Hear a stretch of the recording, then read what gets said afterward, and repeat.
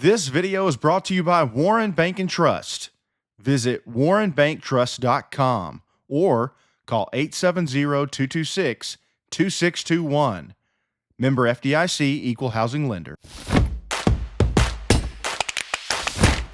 How's it going, everybody? Welcome to Saline River Sports, a part of Saline River News. We're going to try to do a little bit of a podcast. We haven't done this this year, but I'm Rob Reep alongside Dennen Cuthbertson. Dennen, it's good to have you, man. Good to be here, Rob. Ready to talk some football. Yeah. We've done a podcast in the past for viewers who are new. We used to do a podcast called Chop Talk, I believe is what we called it back in the day, or Timber Talk. I can't remember exactly what it was, but that's sort of come and gone a couple of different times, and we're not sure if this will be a long-term thing. This is kind of just a special mid-season-esque podcast that we're going to put out and just chat about all the things going on in South Arkansas football for the most part. Before we get rolling into it, I want to take care of a little housekeeping. I put a notice out on our Facebook page a little while ago. For those of you that have been getting on Saline River News and on our website, and if you've been getting old content, that's a caching issue, probably to do with your browser. We've done about all we can do to force content that's fresh out on our end. But there's different settings on different browsers, and depending on that, you may or may not get content that's 2 days old. But the easiest thing you can do is just hit refresh, and you'll get content that's brand new. And we're publishing new stuff each and every day, so be sure to check that out. All right, enough of that. Let's get into some football. I wanted to kind of roll through really quickly and just take a look at some scores from around the state from this last week. We are recording this on October 21st. That is the right date, isn't it? It is. All right. Well, I'm going to try to do a screen share here with you, and hopefully this will pop up. This is our Dr. Joe Horton Arkansas High School football scoreboard for last week, published on the 18th. A few scores. Obviously, these are across the entire state of Arkansas, not just South Arkansas, but I'm just going to draw your attention to a few of them that really matter to South Arkansas viewers. Benton took down El Dorado 56 to 31 last week. Dennen, I've watched El Dorado a few times, and they're actually a pretty exciting team when they're firing. But they've got a quarterback there who I believe is a transfer in from Parker's Chapel in Cannon Jacobs. He's had a good year, and there's a wide receiver, AJ Gilmore, who's also had a pretty big year. I'm not going to be on this too much because I don't know how much El Dorado film you've watched, but El Dorado's been although their record has not been outstanding so far this year, El Dorado's been a fun team to watch. Yeah, and I'll just say, that conference in the 6A, Benton is one of the top teams. I think Little Rock Catholic is still undefeated after barely beating Sheridan. And then you got, there's just a lot of good teams to compete with. But El Dorado always seems to have a solid program. Yeah, it's 6A East, of course, which is rather stretched out. Across the state, their travel budget's probably fairly high. What do you have you been able to watch much of Sheridan and Kevin Kelly's not an experiment because that's been done at Pulaski Academy, but what have you made out of Sheridan this year? Well, it's funny that you mentioned that. I haven't really watched a ton. I saw a little bit of one of their early games, but I have seen some discussion about his system and kind of the some of both sides of it, I guess. There are some people that think that it only works when you have superior athletes, like he had a lot of years at Pulaski Academy. It might not have mattered what system they ran, they were going to win. Other people think that it gives Sheridan a chance to compete, which is, you can tell by that score there, they went down to the wire with Little Rock Catholic. So, it's just one of those things. I think that I'm not quite as extreme personally as I would be like on the going for it on fourth down all the time. But the onside kicks, I'm all for it. I mean, and his philosophy is that teams just as likely to score from if they get it at their own 30 as they do their own 45 after an onside kick. You're only giving up 15 yards of field position and you've got a chance to get the ball. But it would just, I think everybody kind of knew this year would be maybe a little bit of a learning curve. So assuming that he stays in Sheridan and gets a chance to really install the system, it'll be interesting to see if he can win at a place that traditionally over the last, as long as I've really been following high school football, has struggled to win at a high level. Yeah, I've thrown up the 6A East current standings. This is all according to SI.com. Of course, Catholic up there sitting at 4-0 with Marion and Benton as well. So you got three teams at 4-0 out of that conference at the moment, which I'm assuming with 3 weeks left, they're going to be playing each other. Well, I mean, as you can see, just from looking at that, you pretty much got your top three teams. Now you're looking at your fourth through seventh spot there, all at 1-3, and I think the top six teams from the conference get in the playoffs in 6A. So only two going to one be of out. those 1-3 teams will be left out, and of course, I mean Sylvan Hills, even though they're 0-4, I couldn't tell you much about them, but they're only one game behind. So you get a win or two in there, you sneak in. Yeah, I actually watched a good bit of, I guess 2 weeks ago, El Dorado and I believe it was Sylvan Hills. I cover so much of this stuff, Dennen. They seem to run together at times, but I did watch that game, and obviously El Dorado kind of shined in that one. With Sylvan Hills sitting at there at 0-4, there's probably a reason for that. But anyway, El Dorado 3-4 overall, 1-3 in the conference. Probably they're a little unfortunate probably to be sitting there at 1-3 right now. Sheridan also, like you said, at 1-3. They're 2-5 overall. But again, this is just year one of that system that they're entering into under Kevin Kelly. I would watch out next year. It could be an improved situation. I think it will be. I think I know they have a little bit of talent. I know they've got a running back that's been offered by Arkansas State and maybe a few others. And I think maybe he started as a freshman last year. I think he's only a sophomore this year, but he may be a junior. But I think he's back one way or another, so it could be a difference maker for him. Yeah, let's jump over to the 5A Central again. We're kind of if we've got viewers across the rest of the state, we're mainly going to be focusing on South Arkansas teams in this pod, but just kind of looking here, Whitehall, a team that we've watched once this season, sitting in there at 2-2 in the conference and 2-5 overall. Pine Bluff at 1-3 in the conference, 1-5 overall. Watson Chapel 0-4, and then at 1-6 overall. When you watched Whitehall, what were you a bit surprised at the level that they brought to Warren when we watched them?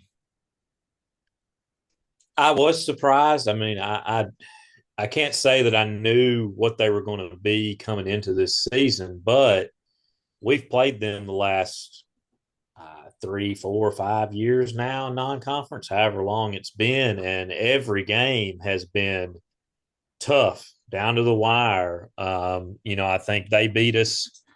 Because I think they beat us up there a few years ago, maybe one of the first games of the series, pretty good. But then there was, tight ball games. I know last year, I think we sealed it with an interception late by Cody Weatherspoon. So I figured they would be competitive, and I mean, they were not in that game at all against Warren when we played them. We just really took it to them, which was kind of surprising considering the fact that we had just lost Jackson Denton. That was Cam Burke's first full game at quarterback.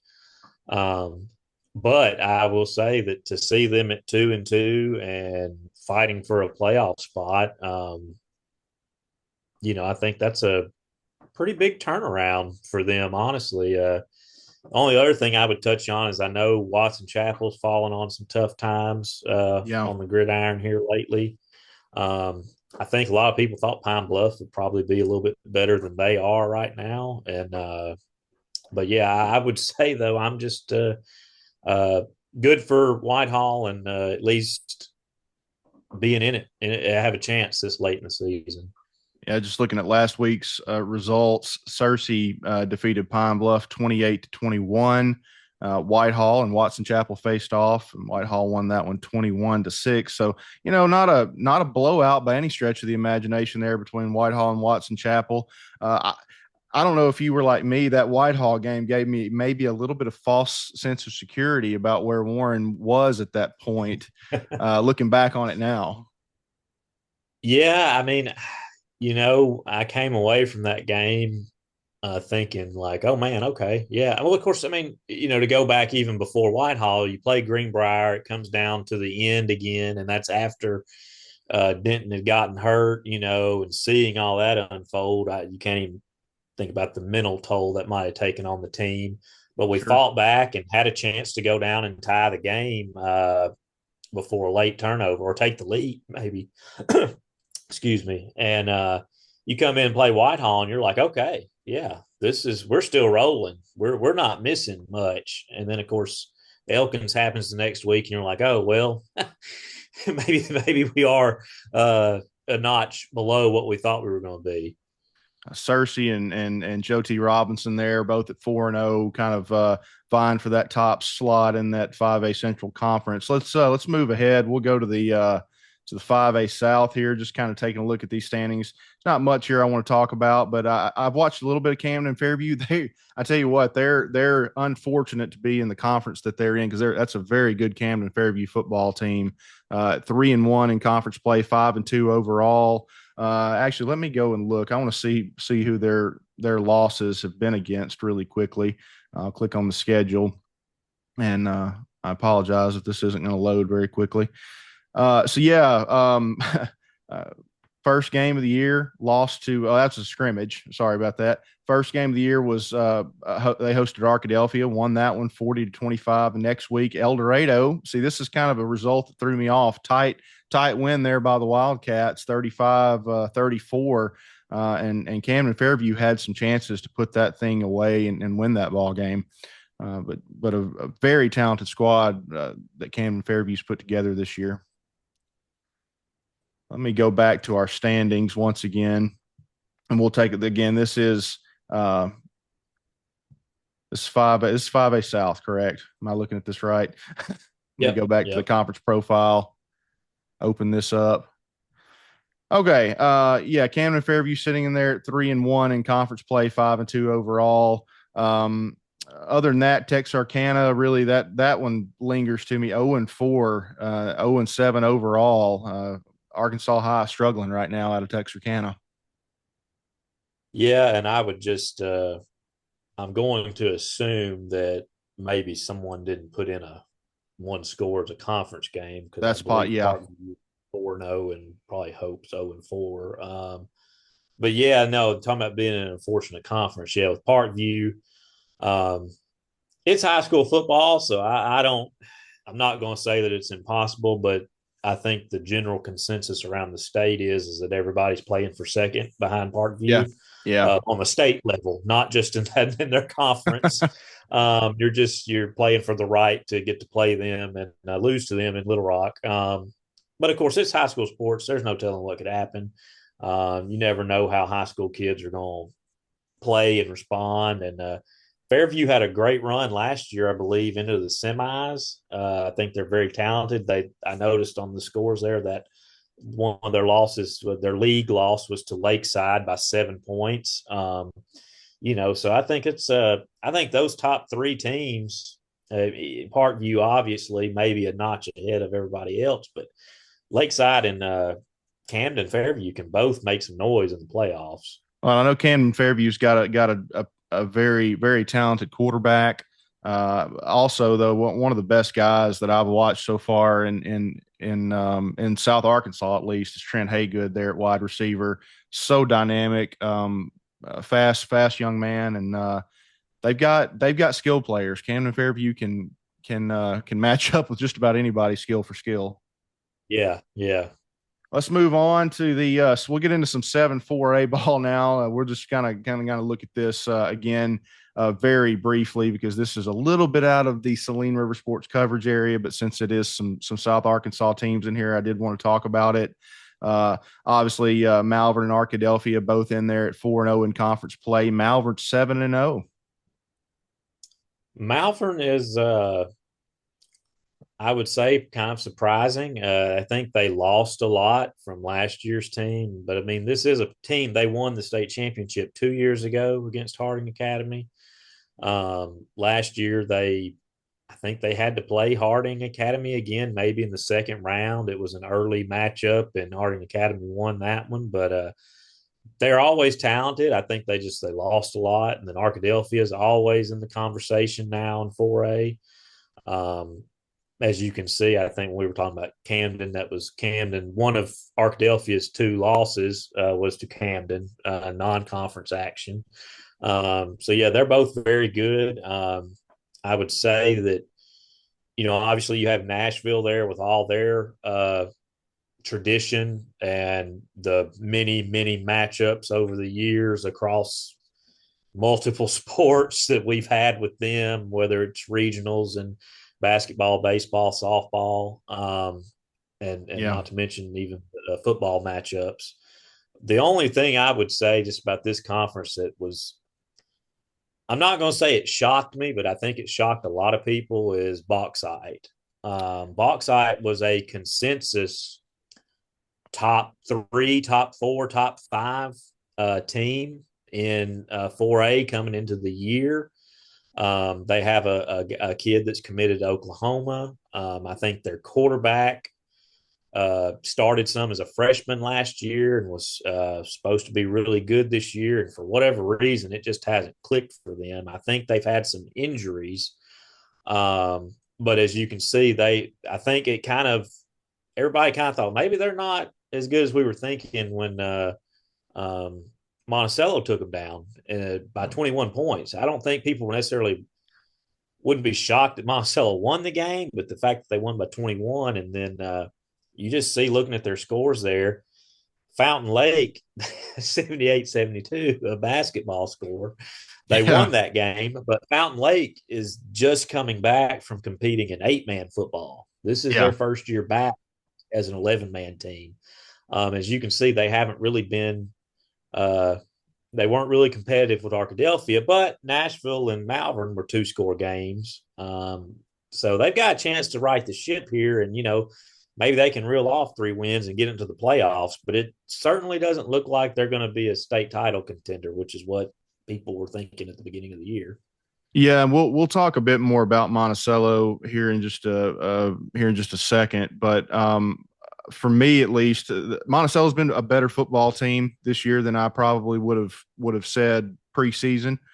But alarm bells still for me for Bauxite started going off on after that September 6th game.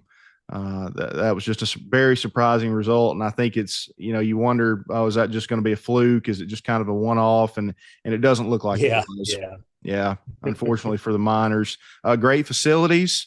I've been up there a few times covering state soccer. Solid program in a lot of ways. Just kind of having a down year, it looks like. Yeah, yeah, no, very interesting place to travel to, and in a place that's growing as well. Which is, man, this is a team that used to be a Yeah, 2A, 3A squad, and they're up in 4A now. And like I said, it looked like they were going to be. We played them last year in the. I don't know if it was the thing. It wasn't maybe the second round, and they gave us a good ball game at our home yeah, field. So I yeah. was expecting it to be a little bit better than they've shown so far. Well, let's jump now. Let's jump now to the 8-4A. We're going to probably spend most of our time on this episode on the 8-4A just because it's what you and I've watched most of, at least this season. Of course, we've been for those viewers who aren't familiar with Saline River News, we're going through a little bit of a transition right now. We have primarily in the past been a Warren Central news organization, or Bradley County at least. I'm trying to work that out. We're trying to grow a little bit. We're obviously been covering Monticello and Star City a little bit more this year, and El Dorado as well. But we're going to try to touch on a few more of these teams. And of course, there's some unique connections that I think you and I probably have to to at least one of these schools we'll talk about here in the 8-4A than what we used to in the past. But just a brief look at the conference standings at the moment. Warren sitting in there 5-2 overall, 4-0 in conference play. We'll get to them last. We'll talk about them at the end of this segment. But DeWitt 5-2 overall, 3-1 in conference play. Their only conference loss thus far coming to the Orange and Black of Warren. And I don't know about you.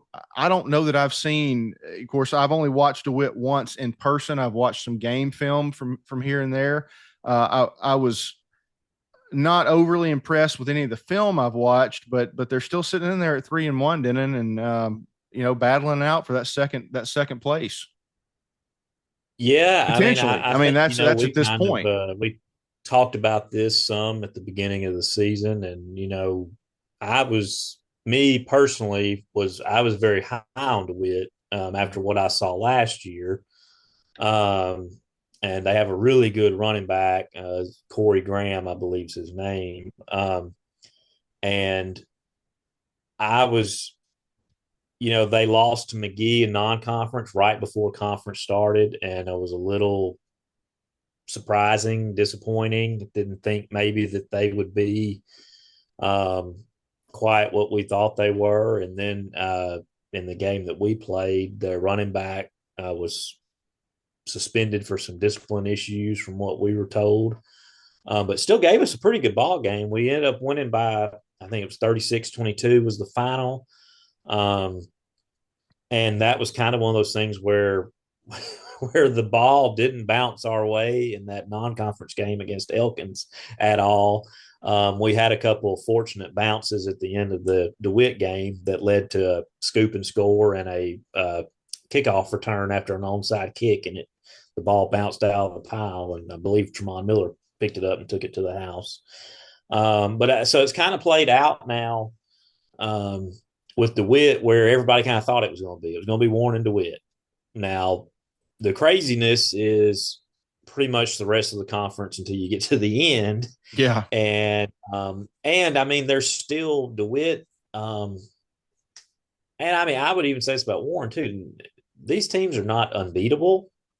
There still could be some chaos here at the end of the year. I believe that, like I said, you've got 4 teams there at 2-2. And DeWitt, not to jump ahead into Star City, but I know they played Star City the week after they played us and had to come from behind in that game and won 37-36. So I think there's a lot of evenly matched teams here in this conference, which is what the standings are pretty much reflecting. I'm going to try to see if I can get it here. I want to see who DeWitt's got coming up in these last 3 games, because basically everybody's got 3 left. It's hard to believe that we are where we are at this point. It just flies by. Every year it gets quicker. Uh-oh, I hear somebody. All right. So DeWitt's got Crossit next week or this Friday, and then Hamburg, and followed up by Monticello. They should get a win, I would assume, this week. But Hamburg and Monticello, no easy feat to beat either, and both of those are on the road. Yeah, Crossit, not a whole lot to say about them. Honestly, they've just really struggled. A good program, given us some battles over the last few years, but they are struggling mightily. But then, Monticello, Hamburg. Honestly, I would not be shocked if DeWitt lost one of those, one of them, both of them, or if DeWitt swept them. It really could go either way. I've had a couple of different people tell me that they actually believe that. Well, let me rephrase this. one of them told me they thought that Hamburg was the second best team in the conference. Another told me they thought that Hamburg might have the second most talent in the conference, which can mean different things. Yeah, yeah. Uh, and we did see some talent, but that was the one.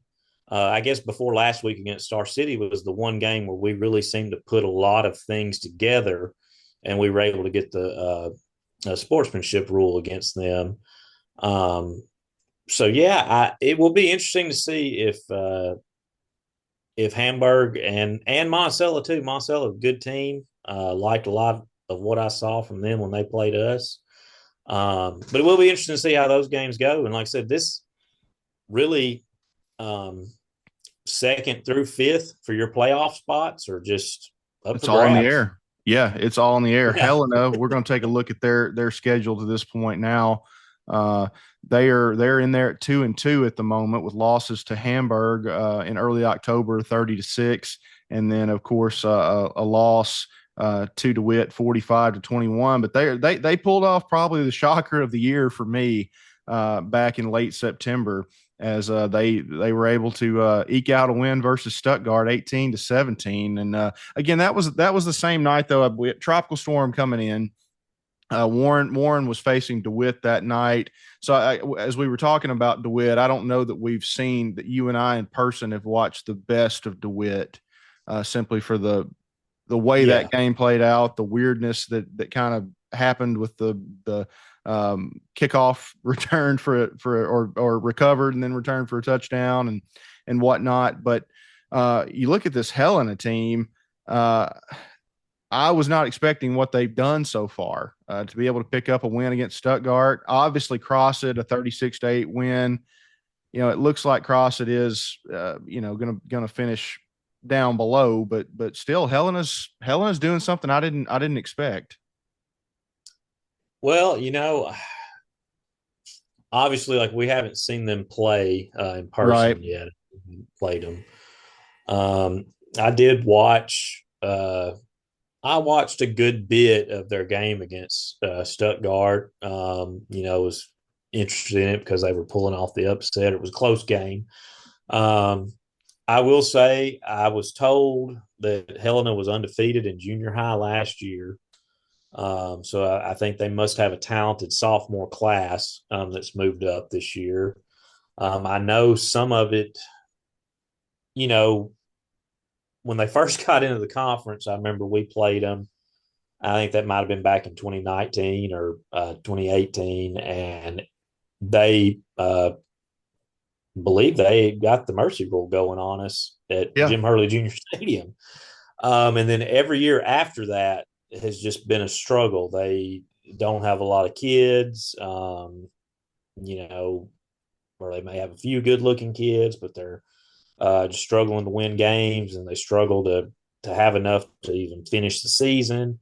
It's usually a late season game for Warren when we play them, so it's always been kind of up in the air. But I'll just say, give some props to them for putting together a competitive team right now. Maybe there's something on the horizon with some success in junior high and a young sophomore class. So maybe they'll be back and be even more competitive than they've shown so far this year. That said, yeah, I agree. That was the Hurricane game the weekend, which is something is to be said about DeWitt. Did we get DeWitt's best punch that day? As far as Warren goes, but also if that game's played in normal conditions, does Star City lose? I don't know. Obviously, you just have to take the result as it is. Um, but yeah, I'm. It's we're a better conference if West Helena is competitive. I'll Yeah. say that, and I hope that it'll just be interesting to see how they finish out the year and if they can get one of these playoff spots. I think you're right about. I think that they may be a team to watch in the fall of 2025. Every time I've watched Helena, it's a community that has a talent pool to pull from.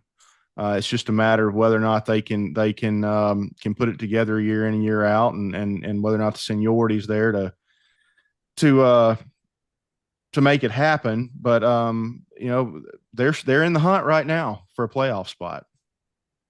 As we Yeah, move yeah. on here, Hamburg, a team that we watched in person 2 weeks ago.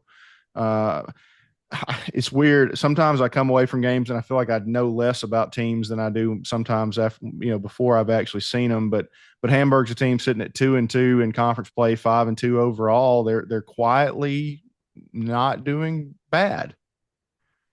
Well, and I think Hamburg, their conference losses were to us, and they lost a 3-point game to Monticello. Yeah. Um, and I'm from what I was told, I believe their quarterback missed the Monticello game. He was back for our game, but then he got hurt during our game too, assuming that was the starter. So, if they're completely healthy, maybe they are that second best team in the conference, and there's still time to show it. As you can see, they've got uh, Star City next week, which will be a big game for Star City if they want to try and get back into this I conference I race think for the that's playoffs. a must win for Star City, I would think, and Hamburg. Yeah, yeah, it's a big game for both teams. And then you see, and as you can see, though, Hamburg, this is not an easy schedule to finish out the No, year, as they go to Star City, they host DeWitt, and then they have to go to Stuttgart, who's been kind of an up and enigma down. themselves. Yeah. Well, and you look up here, first game of the year. I know it's always hard to tell in a non-conference schedule, particularly in week one or week zero, what a team's actually going to be. But a 27-22 win over McGee, who is not a slouch of a 3A football team. Yeah, no, I mean McGee, who had been bumped back up to our conference the last few years before this season, was always competitive, always good, and always good at the 3A level. Um, so yeah, definitely a good win there. Dumas bumped down too again this year, but obviously another conference foe we've had in the past, coming on a little bit tough times. But then a win over a 5A squad in Magnolia for Hamburg. Yeah. I mean that's nothing to be nothing to overlook there. Well, and So like I then said, and and three they do have their points. running back is very talented, and they're I think they're a good team. I think that their game against us was more about Warren than it was them. I Yeah. think Warren was able to click on all cylinders maybe for the first time all season, maybe except aside from the Whitehall game. Yeah. And Hamburg was the unfortunate team in the path of that. So yeah, but like I said, honestly, those 3 games at the end of the year, I mean, you tell me, do you think Hamburg's more likely to finish out 8-2 or 5-5? Because I think I could make an argument for either one Well, if you were and gonna everything in pick, between. if you were gonna pick the hardest final 3 game stretch you could pick without Warren in it, mind you, and the 8-4A, Yeah. I would say this is pretty close to it. We'll talk about Star City here in just a second, but that's a very good Star City football team. DeWitt, clearly not a bad football team, battling it out right now in the hunt in the top 2-3. And then I'll be honest here. I know Stuttgart's sitting at 2-2, but from the film I've watched, I may be putting my foot in my mouth here, but they're, to me, just on purely watching game film, Stuttgart may be the second best team in this conference. Yeah. I mean, I know they I had the think loss to Helena. I know that, but they're still a good team. there's an argument to be made for probably Hamburg, DeWitt, and Stuttgart, and maybe even Monticello, who's the second best team in the conference. And Stuttgart, though, like I said, they lost that game to Helena, but they got blown out by DeWitt, which was very surprising just because they play that game all the time. It's a battle of Arkansas County. And Stuttgart has held the edge in that I mean, I think I want to say I read somewhere that DeWitt had won like 4 times in 20 something years, but 3 of those 4 times were like in the last 5 years, Yeah, yeah. since DeWitt's been pretty good. And so I just thought that game would be closer. I'm not surprised DeWitt won. But for everything bad that must have happened in that DeWitt game, Stuttgart turns around last week and beats Monticello 38-21, I believe. Um, at Monticello, again, does not shock me at all that Stuttgart won, but it seems like they had the game in control almost from the get go, which is surprising. Yeah, I think you and I were I don't remember. I think you said this on the way home the other night from Star City. Uh, we were just chatting, and I think you said something along the lines of, "I don't know if it's a really strong conference, but it's a very competitive conference," Yeah. which is about Yeah. how I feel about it right now. I don't know where the conference is as a whole compared to the rest Yeah. of 4A. Yeah. I have my concerns for, specifically around Warren's results versus Elkins. And I know Greenbrier's a 5A team, but Warren competed in that game, and a lot went wrong against Elkins for the Lumberjacks. But just talking really quick here, looking at Stuttgart, Monticello, and Star City. Now let's talk about the Bulldogs really quick. 1-3 um, in the conference, 4-3 overall for Star City. Are you like me? I get and I've watched a good bit of Star City film. We've seen them now twice in person. We watched both a road game at Lake Village, granted a very struggling Lake Village side. And then, of course, we watched Star City host Warren last week. But do you get the gut feeling that this is a better Star City team than their record at 1-3 in the conference probably says? Uh, that's a good question because I would say they probably are a little better than that. The thing that I will say though, and I was talking about this with somebody else earlier, is that Star City was probably last year's Star City team was the worst team I may have ever seen from Star City. Yeah. Um, and they were bad. They were a bad football team. I don't know if they were necessarily young or what all the inner workings were going on, but they were not good. And even though they played Dumas, I believe they played Dumas, McGee, and Lennon Lake Village that you mentioned in non-conference, but went 3-0. The win over McGee stands out, and they won that game. I want to say 25-7. So it was not a blowout by any means, but it was not. That's 18 points. That's a 3-score ball game. And we just saw where I believe Hamburg beat them 27-22. And now comparing scores isn't always the best way to go about things. But then you can also see there too, they lost to DeWitt by 1 point and Monticello by 15 points. They've been competitive, aside from last week's result against us in Warren. That DeWitt score So really surprised me when that came across that night. Just simply because yes, we'd seen DeWitt and seen what they could deliver, and I just that made me think they're better. But they've racked off 3 losses in a row. They've had a tough last few weeks. I think that if you were to ask Coach Norton of those results, he's probably the most disappointed in the Monticello showing. I think he probably thought that they were fairly evenly matched. And I did watch some of that game, and it seemed to me that Star City was able to move the ball.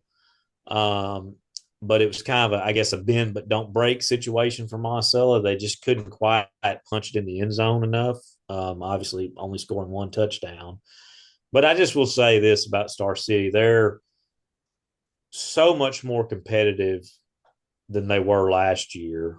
Um, so I think improvement is coming on. And, you know, honestly, again, those 3 games, not easy to end the season. But if you tell me that Star City won all 3 of those, I would not be shocked. If you told me if they lost all 3 of them, I would not be shocked.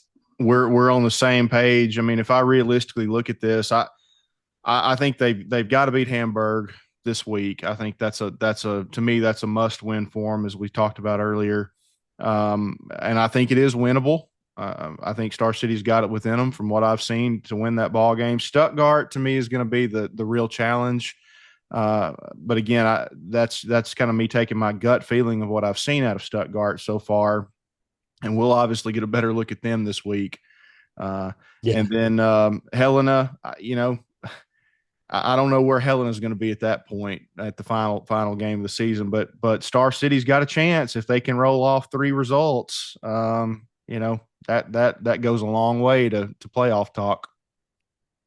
Yeah, exactly. I mean, I think that I think I'm with you. I think the Hamburg game is key. Just because while I think they can play and compete with Stuttgart's on the road. That's going to be a little bit tougher. Then, of course, yeah, I mean, I think you hit the nail on the head. I mean, who knows what that last game against Helena will look like.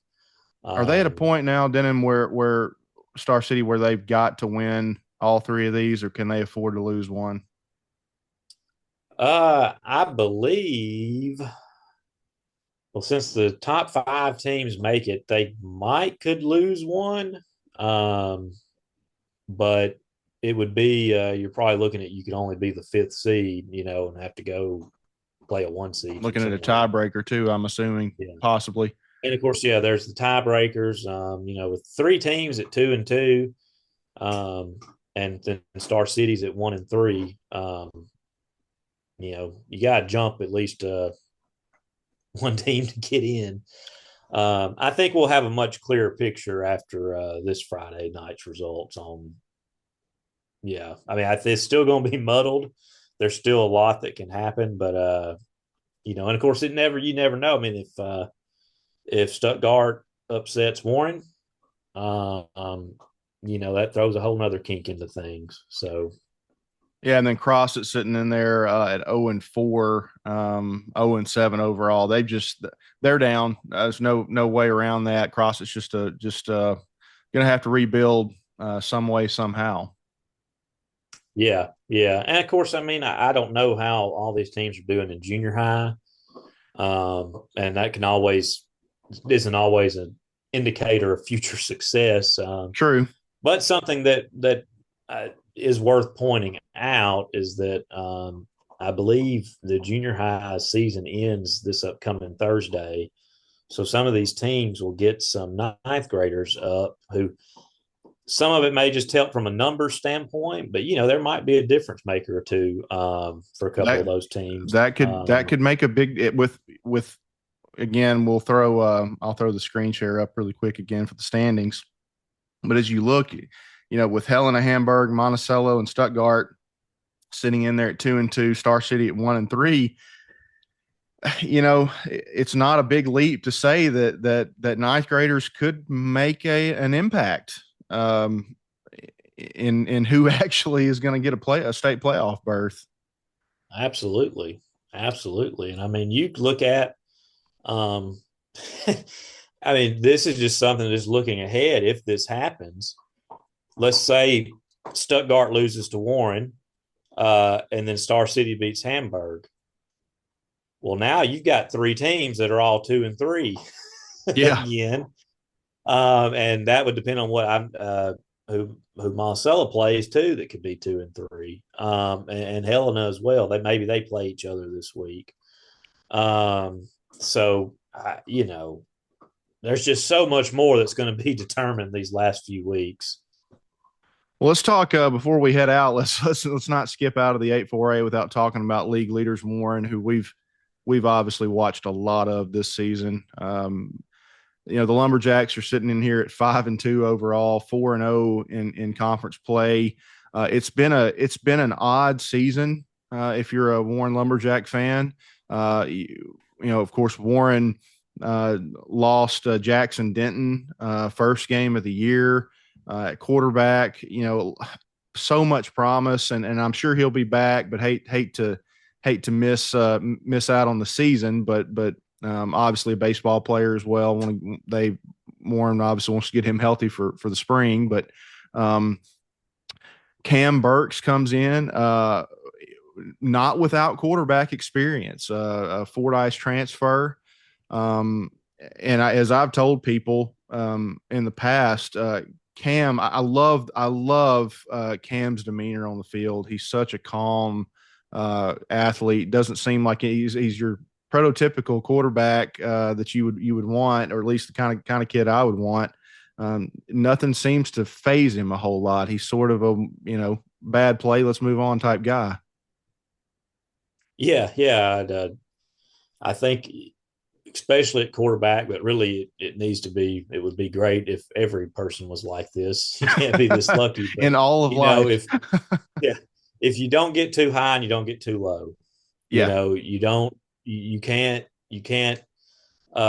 get so excited about your successes that you stop working hard or overlook something else, but you also can't get down on yourself too much to where it affects the next play.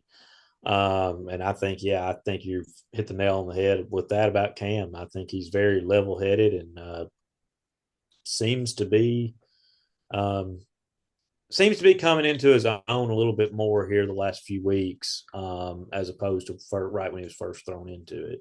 Yeah, and he's had to weather some storms, obviously, with just the change. I think initially, from talking to Coach Embry, there obviously the playbook was kind of drawn up for Jackson that first couple of weeks before the bye week for the Lumberjacks, and so Cam kind of had to deal with a playbook that wasn't necessarily designed for him, and obviously some of the attributes he has are a little different. Can you talk about that? Just what are you seeing that Cam has brought? Not necessarily that Warren wouldn't have had that with Jackson, with Denton, but um, what's Cam brought to this team?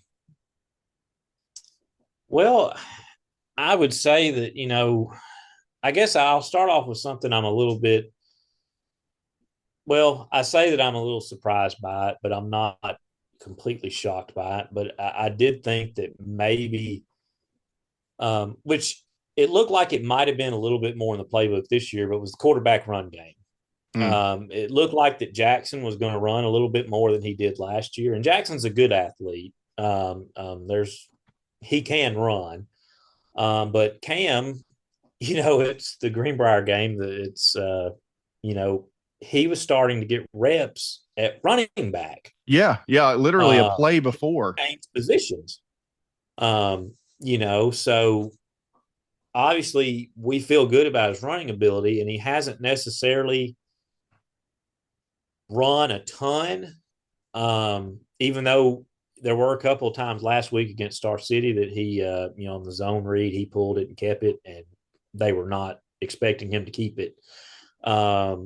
So we'll see how that plays out the rest of the season. I will say, I think something that Cam's brought, he seems to, and it's kind of changed the way that I thought it would go, because when he first came in, I thought he was very good inside the pocket, and made all the throws, especially against Whitehall. I mean, he was just on the money, it seemed like, made all the right reads.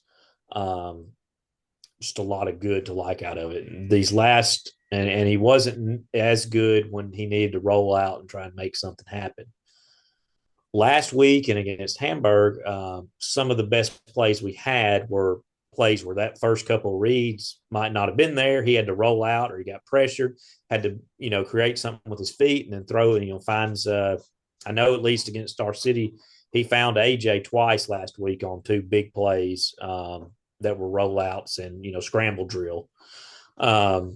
Whereas against Star City, and this may be a little bit of credit to Star City's defense, it just, especially in the first half, he was in the pocket, and a lot of those plays were not there. And then there were a couple plays that were there, but an overthrow or a drop, and you don't get the big gain. But I think, considering the fact that he's been thrown into it, you talk about somebody who, I mean, I'm assuming he knew he was going to obviously be the backup quarterback again, like he was last year for most of it.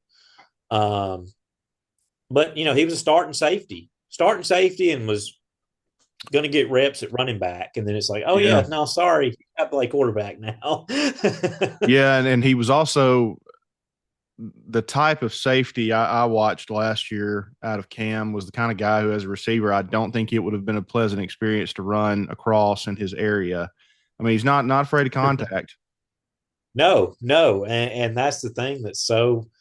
Um, well, I think we can agree our defense has been pretty stout most of the Yeah, year, and but that's the other thing too. You have to pull a starter off of defense to help you on offense, and I think that Coach Embry and the defensive coaches would probably love to have Cam playing safety right now, sure. but you can't afford to do it because the way he flies around, he Or might linebacker. hurt himself.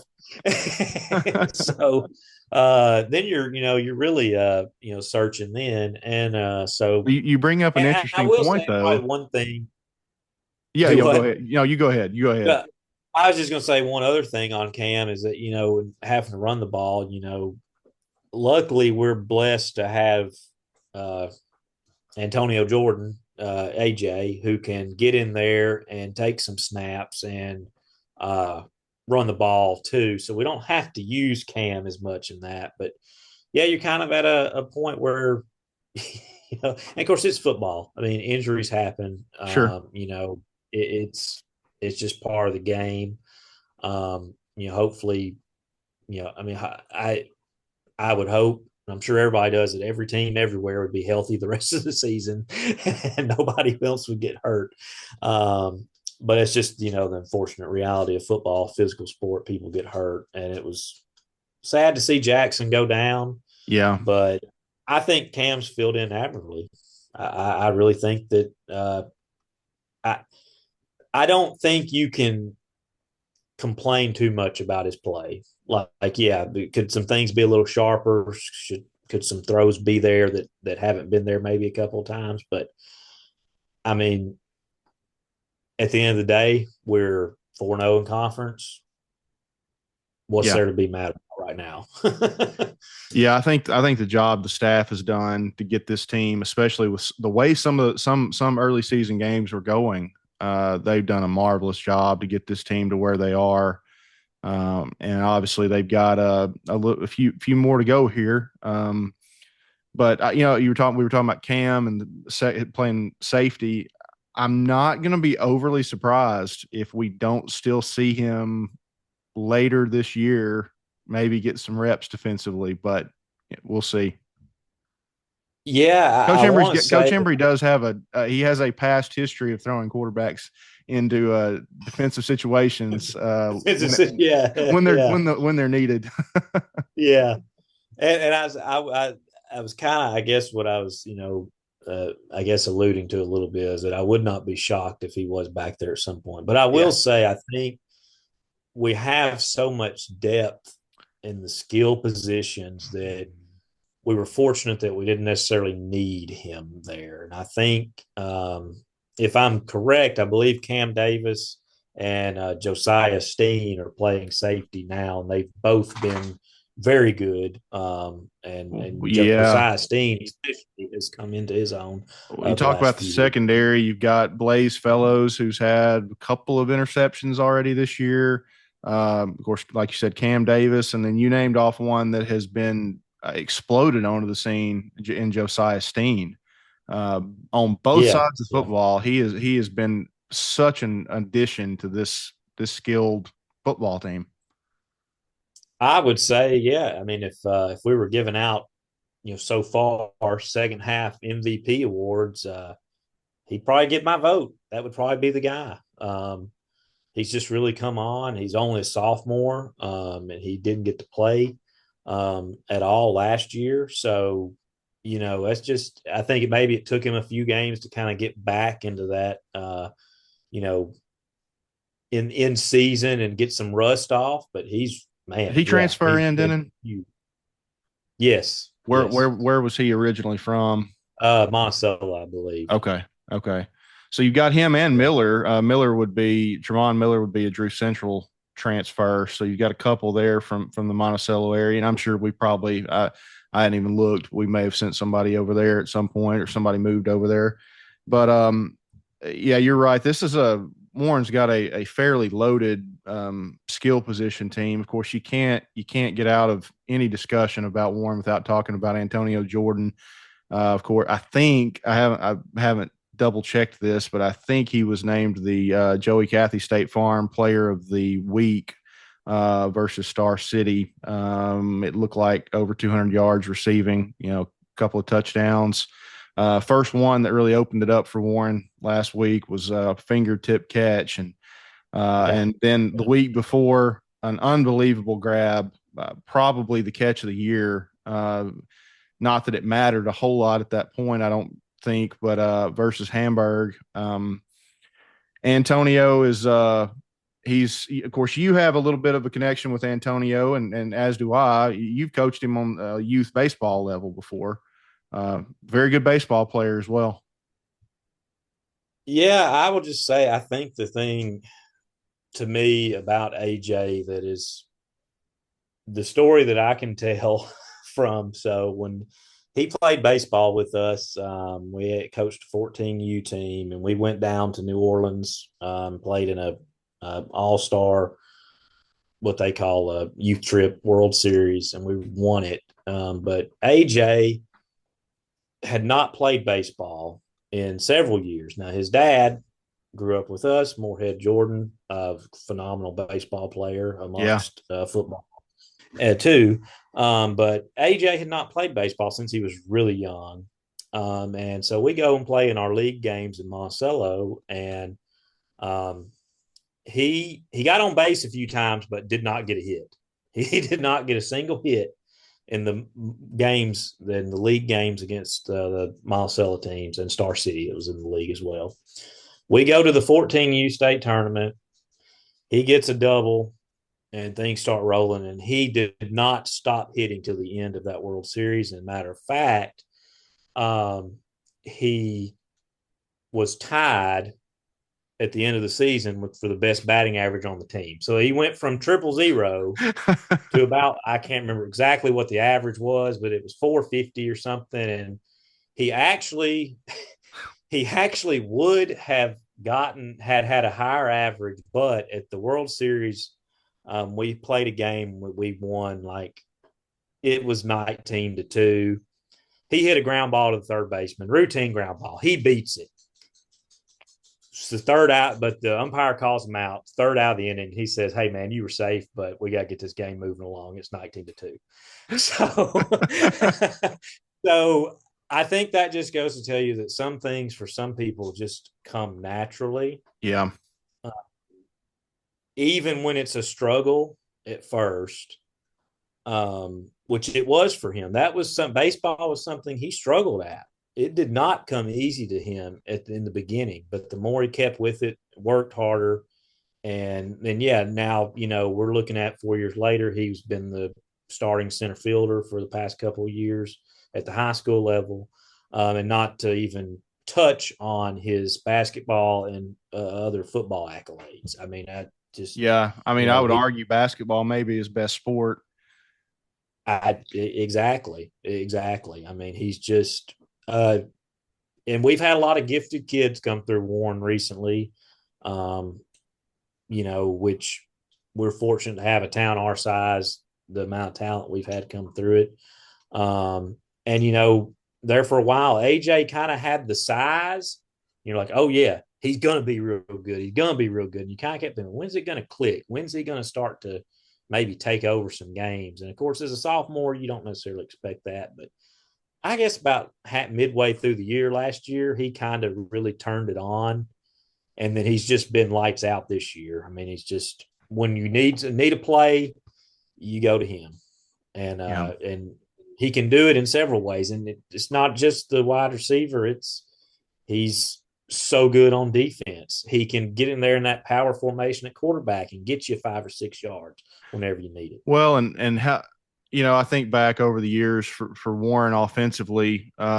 Warren's been so good offensively, but we have had a history of struggles inside the red zone at times. Now that hasn't always been the case, but AJ this year in particular has been such a weapon inside the five and the heavy package. He's very difficult to stop once the ball gets inside that 3 to 5 yard line area. You can just pretty much chalk it up. There's probably a score coming whenever he walks in.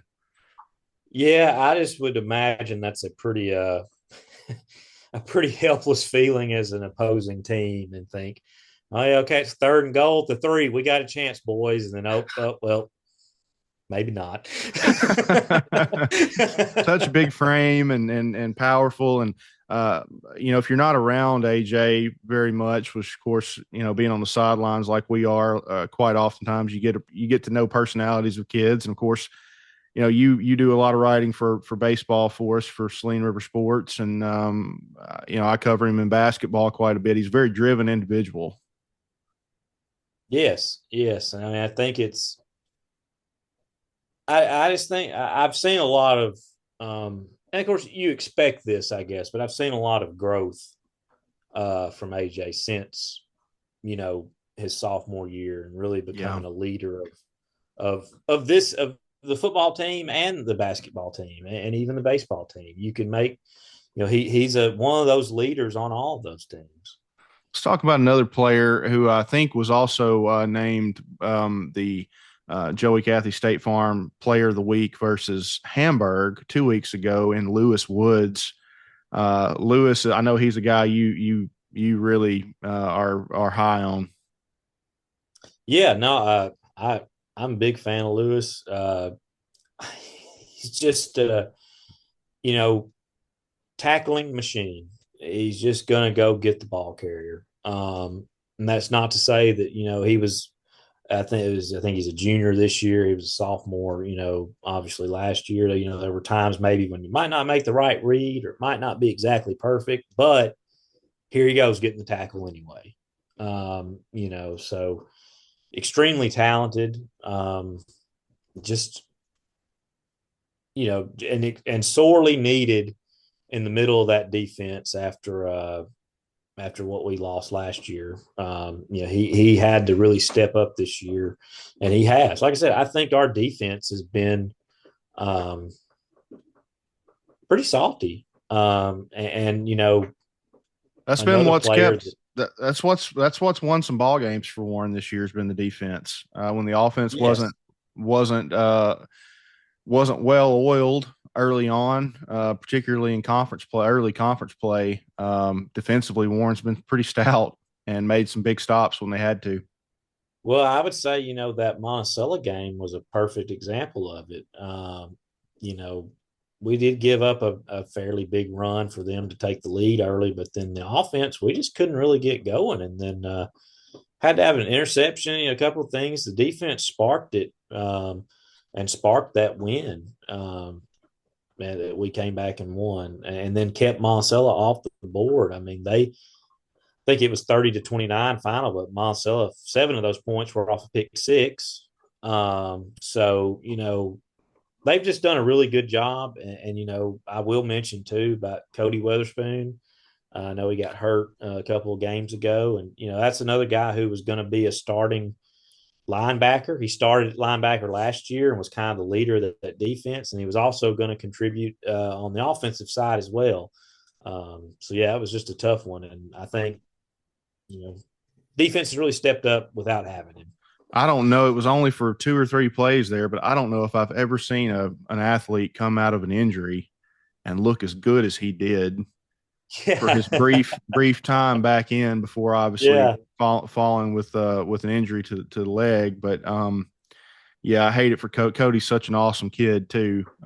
Just and a multi-sport athlete. I hope he can find a way back before the end of basketball season and track, of course, because I think he's in track athlete. But tough way to go. But Cody's a strong kid too, mentally and intelligent kid. yeah. And I will say, just another thing to touch on for Warren. I think I think you kind of you talking about always kind of getting overlooked, maybe the defense, but something we're kind of known for being this.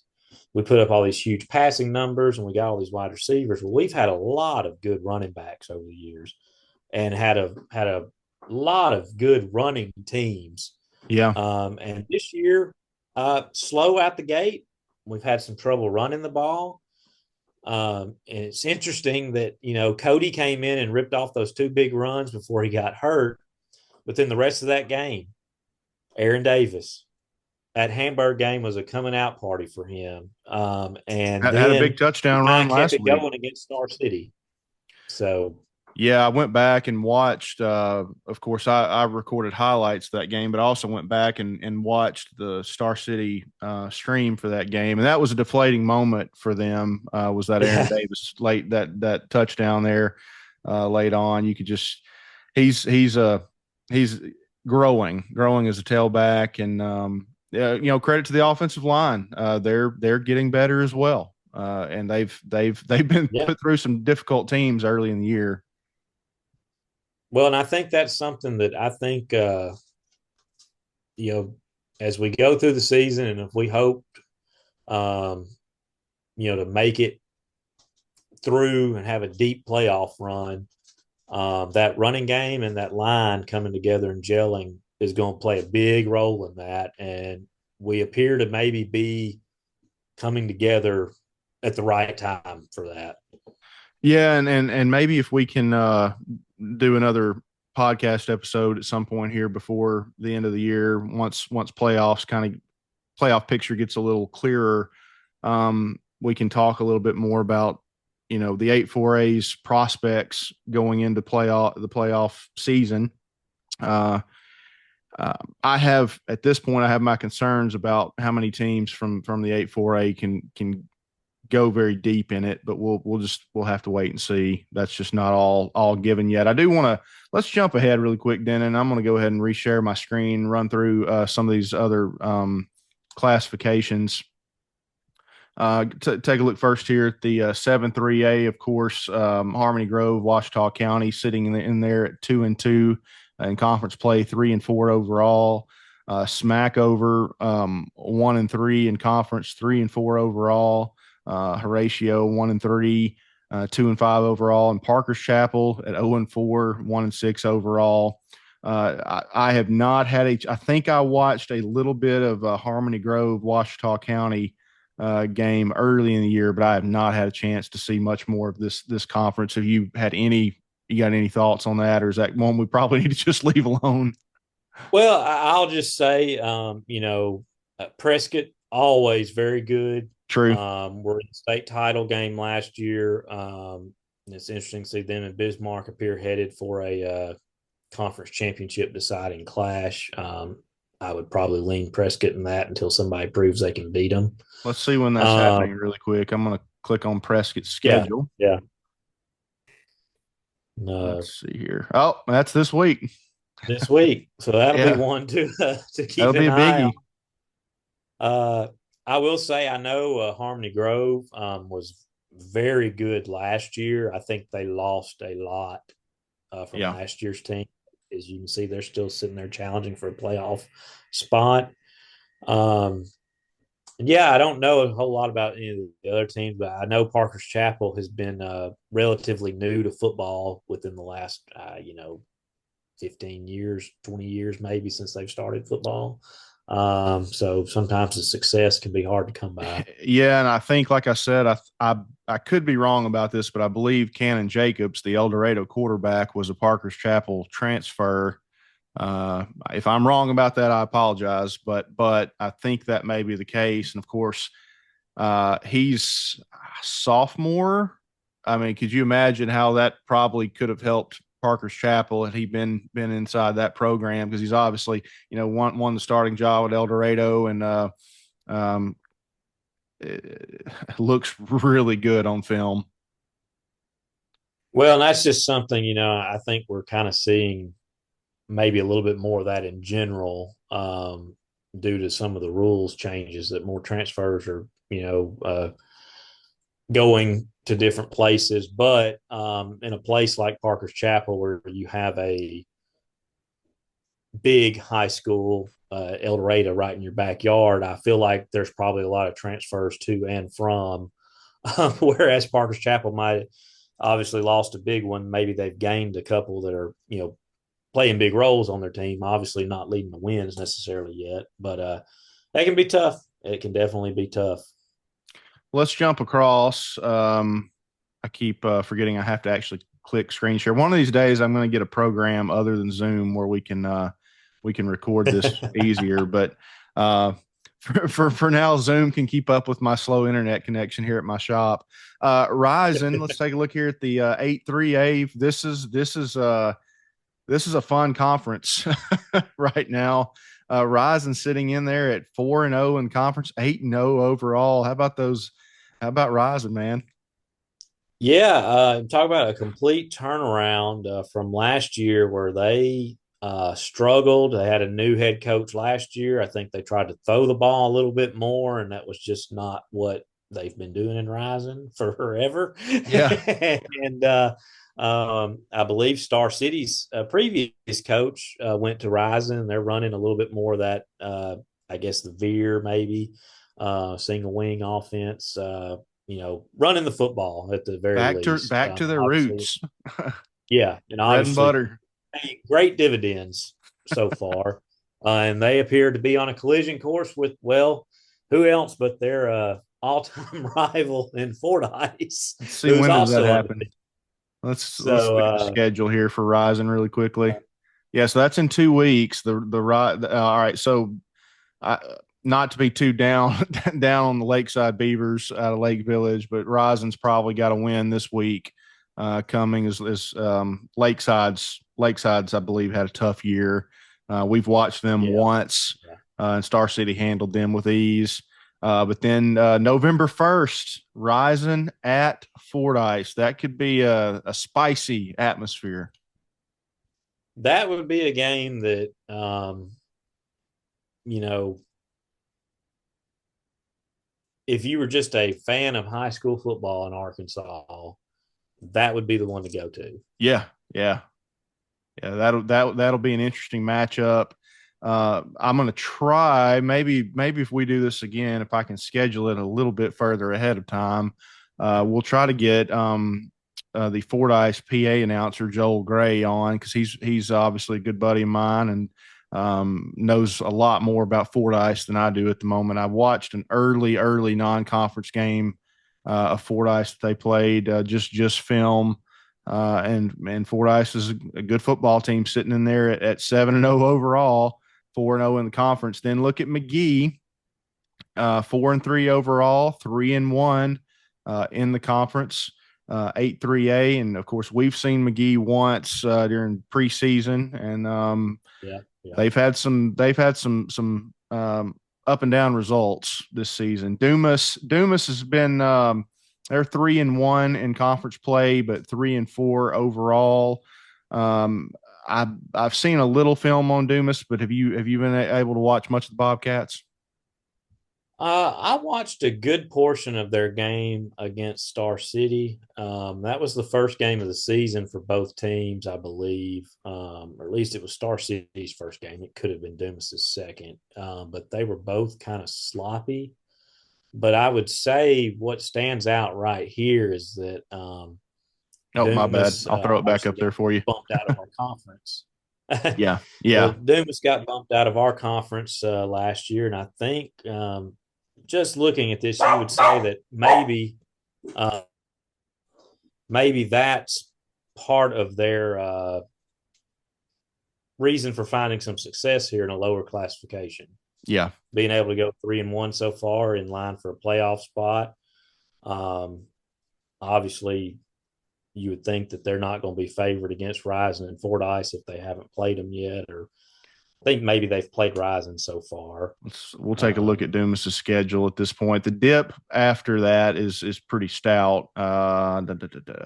Let's see. They've got Fordyce, so that's going to be a tough ball game right there for Dumas. Yeah. McGee and Drew Central. Yeah, so you really need to maybe go in there. I would think McGee would have a pretty good opportunity to win that game. So that they've got a tough schedule here at the end. Obviously, Drew Central, I would think would be a win for the Bobcats, but who knows?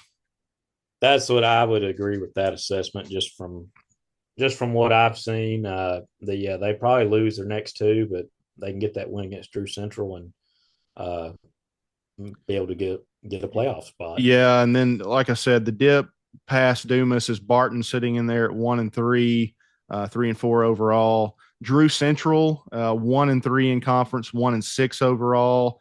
Palestine Wheatley, 0-4, 1-4 overall, and Lakeside 0-4 and 1-6 overall. And there may be some non-reporting games there for Palestine Wheatley. But anyway, that's really rounds out the 8-3A. And let's go now to the 3-2A. I have seen little to no film on any of these teams, but Junction City obviously sitting in there at 4-0, doing what Junction City does. Yeah, no, I mean they were a team that kind of fell off for a couple of years, but now they're back. They appear to Yeah. be like they're fully back. What they've always been as long as I've been following high school football. They appear to be in the running for to win that conference. I guess they've got I guess that'd be a pretty big one against Murfreesboro. I think they've been pretty good this Well, year. So yeah, yeah, and Lafayette County. Yeah. The I believe Junction so City may have had a few transfers in, but I don't know if they've lost anybody to transfers either. That they tend to, I guess, with El Dorado in that general vicinity as well. They sometimes lose a couple that are on the fringes, but um, for some reason, I want to say I read they did have a maybe 3 or 4 kids transfer in, but I could be wrong. That's I that's think I read that too. yeah, Yeah, they're kind of an interesting case being there on the border. yep. So, but they've always been very good, and I would not want to see them if I was an opposing team come November. That's yeah, I agree. Let's roll to the 4-2A here. Bearden sitting in there at third at 3-1. Hampton at 1-3. Kind of getting, like I said, getting into an area of classification football that it's very difficult for me to get film of, and that's really what I'm basing a lot of our previous analysis on. But Poen also, I guess we could consider them a South Arkansas team, 3-1 up there competing. Carlisle at 4-0 though, 7-0 overall. Um, I believe Carlisle is a state title contender, just from everything I've gathered. yeah, Uh, but Hazen is always up there. And nice to see Bearden having a good season. They've had some success in the past, fairly recently. Um, and yeah, Hampton obviously maybe struggling a little bit, but I always hope they can get things going. And they've had some success in the recent history too. So maybe they'll get back and be successful. yeah, we're going to round it out there, Denon. I don't have much on 8-man. That season has been a little skewed just because there's been some games that were previously scheduled that had to be canceled. I believe I never got an official word, but I believe Hermitage's schedule was canceled a couple of weeks ago or last week. The rest of their schedule was gone. I don't know if that's through injuries or what occurred, but they were due to face Woodlawn at some point Yeah. in the past couple of weeks, and that game was canceled.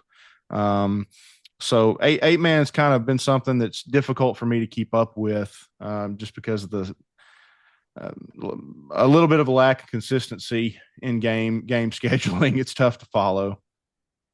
Yeah. And I mean, I think that's one of those things. Um, I mean, I think it's been a great thing for Woodlawn. They've been competitive, Sure. which is something that they were not as competitive in 11-man football and always struggled with numbers. Hermitage, it's kind of the same thing. They've always struggled with those numbers. playing 11-man football. And obviously, I guess they're just having too many injuries to compete in 8-man, which is unfortunate. But I'm grabbing hopefully they really have a quick. big class coming through. I'm gonna throw up the Woodline schedule. It looks like right now they are 5-2 overall and 2-1 in their conference. Started off with a 50-18 win over Rosebud, then a 26-0 loss to Midland. Is Midland the juggernaut in that 8-man Uh, or one of I them? think they're good, but I honestly could not tell you for sure. Um, and 8-man is a little, I believe, except maybe for Rosebud, but there's 8-man's 8-man's kind of complicated because if you're a 3A and 4A school and you're playing 8-man, it's not sanctioned by the AAA. They play like an unofficial state championship game. Okay. That's kind of like what I think we talked about earlier, but Fountain Lake played last year, even though they're a 4A school, and Genoa Central did too. They both back in 11-man now. But then you've got sanctioned 8-man for all these schools that are 2A and 1A. Um, so they have a chance. I mean, Woodlawn has a chance to play for a state championship, a recognized state championship by the AAA. Some of these other schools that play do not. I do believe Midland is allowed to. I think the only team on that schedule that might not be would be Rosebud because they might be a 3A school by enrollment. But as you Okay. can see, it didn't matter. Woodlawn handled them with Yeah. relative ease. Yeah. Yeah. Um, Woodline's only two losses have come to Midland and Strong. Strong beat them 52-14 on October 4th. It looks like though that the Bears are off until November 1st when they're scheduled to go on the road at Marble Lane and then at Brinkley on the 8th, according to this schedule.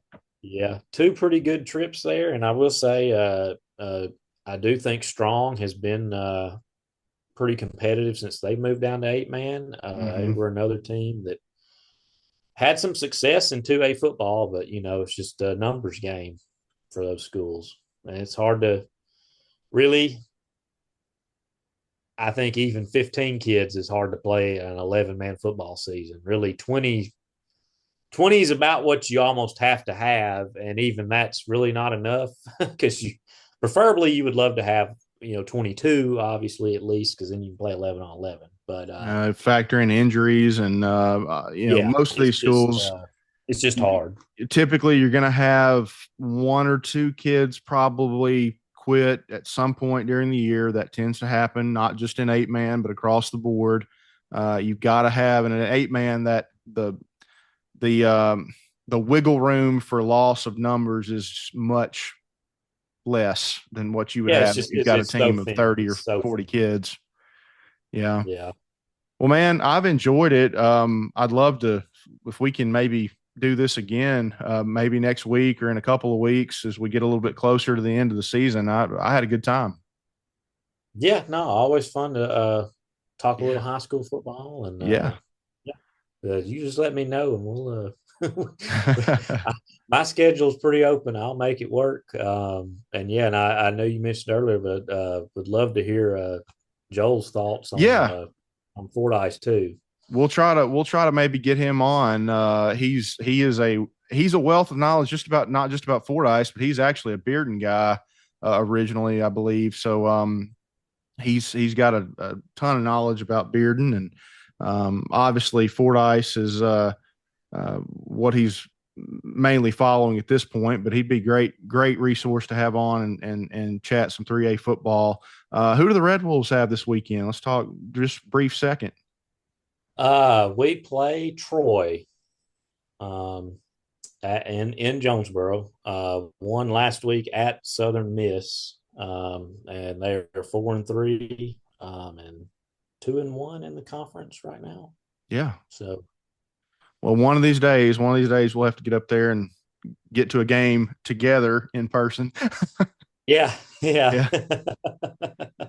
Definitely. Maybe if I can get my two kids old enough where they can travel with me and actually not throw nachos in my lap, we can make that happen. But yeah, Yeah. that's folks. That's going to do it for us here on this podcast. Again, I don't have a name for it yet. Maybe if we make this a regular thing, we can come up with a name. But I want to just thank you if you've watched this far. Thank you for putting up with us. We really do appreciate it. Do us a really big favor. If you're watching this on YouTube, please hit that subscribe button.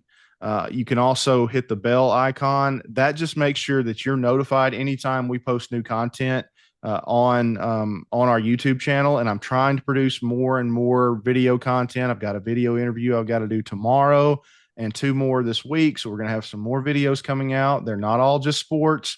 A lot of them also are just South Arkansas news. And if you're watching this on SalineRiverNews.com, one of the best things you can do to help us out, if you've got a second, just grab the link that you're at right now and share it to your social media profile, your Facebook page, your Twitter account, whatever it may be. Just help us out, get the word out there that we're trying to publish more and more South Arkansas sports and news content that's important to readers in our part of the state, viewers in our part of the state. I'll eventually learn when we're doing video content, not just to say readers, but yeah, that's going to do it for us. Dennen, once again, man, thanks for joining me, and we will hopefully we'll be back at it again covering Friday night football this week as the game we'll be attending will be Warren and Stuttgart. Yep. No, thanks for inviting me, man. It was a good time. No problem. All right. Y'all have a great rest of your day. I fumbled that, didn't I? See you later, man. All right.